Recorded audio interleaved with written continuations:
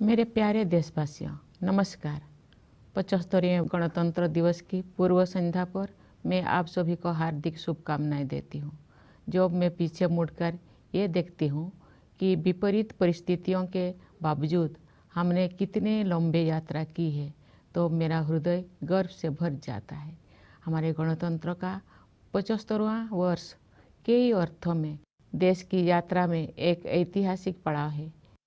ये उत्सव मनाने का विशेष अवसर है, जैसे हमने स्वाधीनता के 75 वर्ष पूरी होने पर आज़ादी का अमृत महोत्सव के दौरान अपने देश की अतुलनीय महानता और विविधतापूर्ण संस्कृति का उत्सव मनाया था।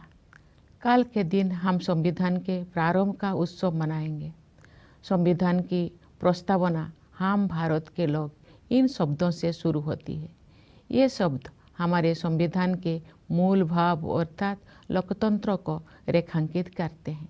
भारत की लोकतांत्रिक व्यवस्था लोकतंत्र की पश्चिमी अवधारणा से कहीं अधिक प्राचीन है, इसीलिए भारत को लोकतंत्र की जननी कहा जाता है।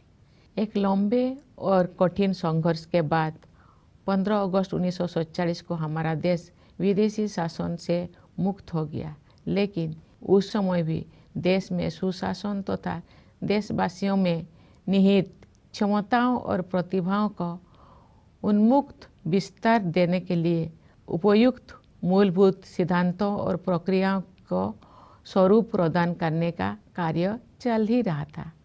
संविधान सभा ने सुशासन के सभी पहलुओं पर लगभग 3 वर्षों तक विस्तृत चर्चा की और हमारे राष्ट्र के महान आधारभूत ग्रंथ यानी भारत के संविधान की रचना की।